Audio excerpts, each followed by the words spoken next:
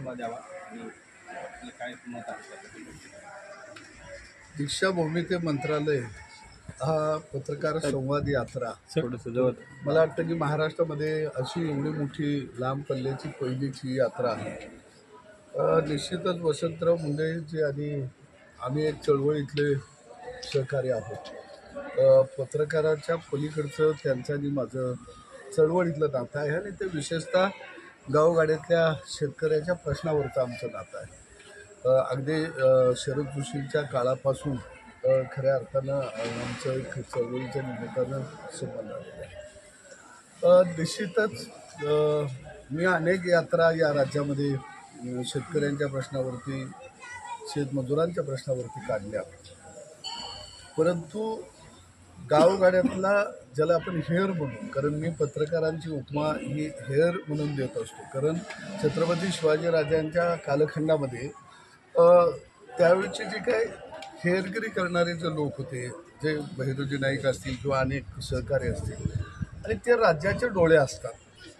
खऱ्या अर्थानं राजाला राज्यामध्ये काय चाललंय हे दाखवून देण्याचं एक तो मार्ग आहे. आणि निश्चितपणानं अशा हेर खात्याला खऱ्या अर्थानं राज्य सरकारनं सुद्धा मायेचा हात दिला गेला पाहिजे, ते जपलं पाहिजे. निश्चितच कोणतीही व्यवस्था ही परिपूर्ण असत नाही, परंतु प्रत्येक व्यवस्था ही कमीत कमी दोषातून चांगल्या व्यवस्थेकडे आपल्याला घेऊन जायचं असतं. प्रत्येक व्यवस्थेमध्ये दोष हे असतातच, परंतु जसं पाण्यामध्ये कचरा आल्यानंतर आपण पाणी थोडंसं गाळून किंवा फुंकून पितो, त्या पद्धतीनं प्रत्येक व्यवस्थेमध्ये मग पत्रकारिता असू किंवा वेगवेगळ्या क्षेत्रामध्ये लोक असू, तिथं आपल्याला गाळून फुंकूनच पाणी प्यावं लागतं. आणि ते एक आपला अंग आहे, अविभाज्य भाग आहे, काही कमी अधिक प्रमाणात दोष असणं. परंतु या यात्रेच्या माध्यमातून एक संवाद पूल या राज्यामध्ये पत्रकारांचा बांधला गेला, तो सगळ्यात अत्यंत महत्त्वाचा.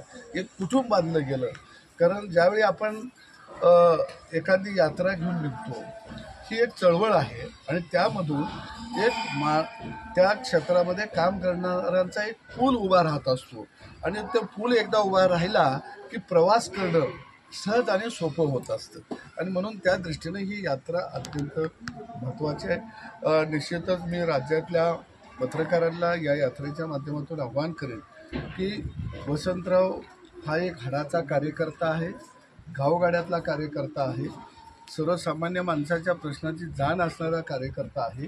आणि अशा चांगल्या माणसाबरोबर खऱ्या अर्थानं पत्रकारांनी जर राहिलं किंवा त्यांना सोबत दिली तर निश्चितपणानं पत्रकारितेला, निकोप पत्रकारितेला सुद्धा एक चांगली दिशा मिळेल. आणि मी वसंतरावला थोडा बाहेर म्हणलं तरी हरकत नाही, परंतु पत्रकारांची सुद्धा शिबिरं होणं अत्यंत गरजेचं आहे. भविष्य काळामध्ये तालुकावाईज, जिल्हावाईज, राज्यवाईज अशी शिबिरं त्यांनी आयोजित करावी. त्या शिबिरामध्ये वेगवेगळ्या क्षेत्रातल्या लोकांना निमंत्रित करावं.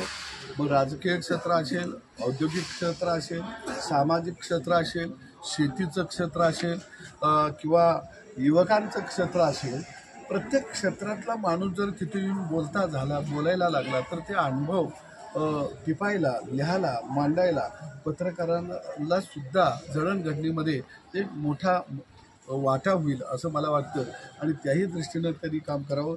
हे सांगण्यामागची माझी एवढीच भूमिका की आम्ही घडलो ते शिबिरातनं घडलो.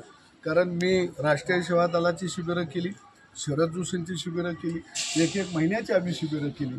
जोपर्यंत पत्रकार असू किंवा कोणताही कार्यकर्ता असू, जोपर्यंत तो शिबिरात घडत नाही तोपर्यंत त्याला समाज भान आपण जे म्हणू ते येत नाही. आणि त्यासाठी त्यांनी काम करावं. धन्यवाद. सत्तेतल्या घटक पक्षातले एक प्रतिनिधी आहे, या संदर्भात ते कारण मुख्यमंत्र्यांचं आहे, तर आपण त्या संदर्भात निश्चितपणानं पुढच्या आठवड्यात मी मुंबईला आल्यानंतर माझी आता तुमची चर्चा झाली, माझ्याकडे परिपत्रक आहे. मी मुख्यमंत्र्यांना स्वतः भेटून एक पत्र निवेदनची कधी त्यांनी परत वसंतरावची संपर्क करून त्यालाही पाठवली. परंतु येणाऱ्या अधिवेशनात निश्चितपणानं या यात्रेच्या संवाद यात्रेच्या अनुषंगाने त्या ठिकाणी हे प्रश्न त्या पटलावरती मांडण्याचा प्रयत्न करतो.